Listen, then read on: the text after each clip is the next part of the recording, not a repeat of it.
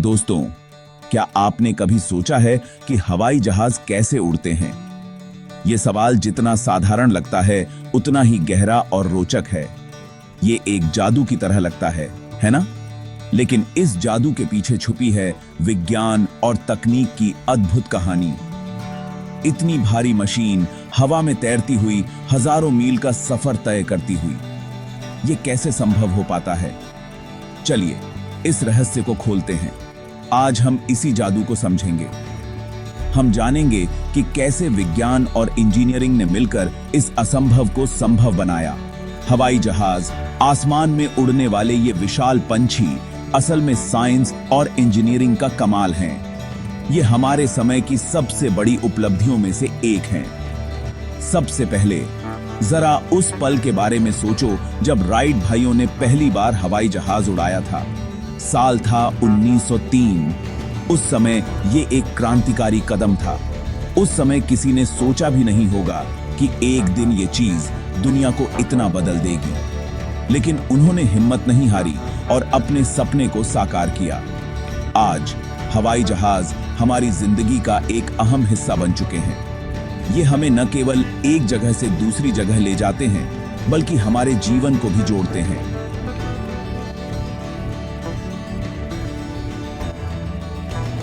ये हमें दूर देशों तक पहुंचाते हैं, लोगों को जोड़ते हैं और दुनिया को छोटा बनाते हैं। हवाई जहाज ने हमारे जीवन को एक नई दिशा दी है और हम इसके बिना जीवन की कल्पना भी नहीं कर सकते। हवाई जहाज के उड़ने का राज छुपा है हवा में। जी हां, आपने सही सुना। हवा जो हमें दिखाई नहीं देती, वो भी एक ताकत है।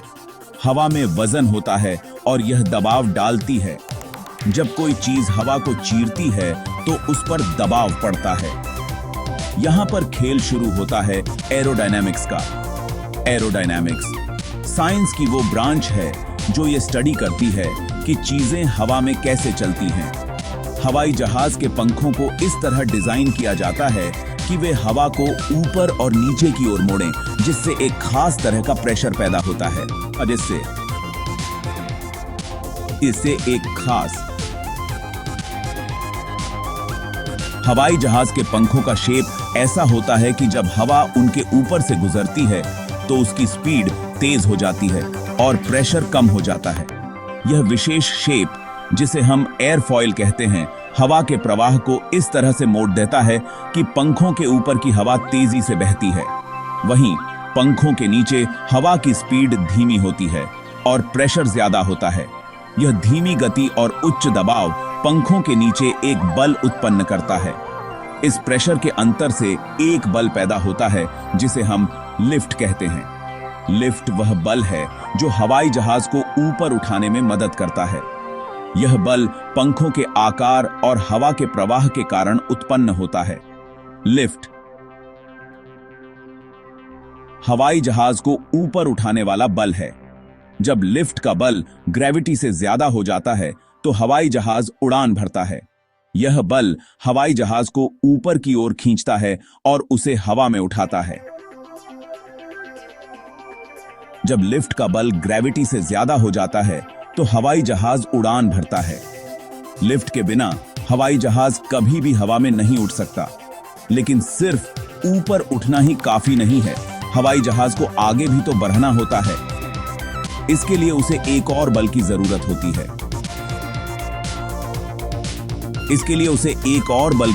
होती है। जिसे हम थ्रस्ट कहते हैं। थ्रस्ट वह बल है जो हवाई जहाज को आगे की ओर धकेलता है। यह बल इंजन द्वारा उत्पन्न होता है और हवाई जहाज को गति देता है। हवाई जहाज में लगे पावरफुल इंजन थ्रस्ट पैदा करते हैं जो हवाई जहाज को आगे की ओर धकेलता है। ये थ्रस्ट हवाई जहाज को रनवे पर तेजी से आगे बढ़ने में मदद करता है और अंततः टेक ऑफ के लिए आवश्यक स्पीड प्राप्त करता है। ये इंजन हवा को पीछे की ओर धकेलते हैं और रिएक्शन के तौर पर हवाई जहाज आगे बढ़ता है। यह न्यूटन के गति के तीसरे नियम की तरह है। हर एक्शन का एक इक्वल और ऑपोजिट रिएक्शन होता है। न्यूटन का यह नियम एविएशन में बहुत महत्वपूर्ण भूमिका निभाता है।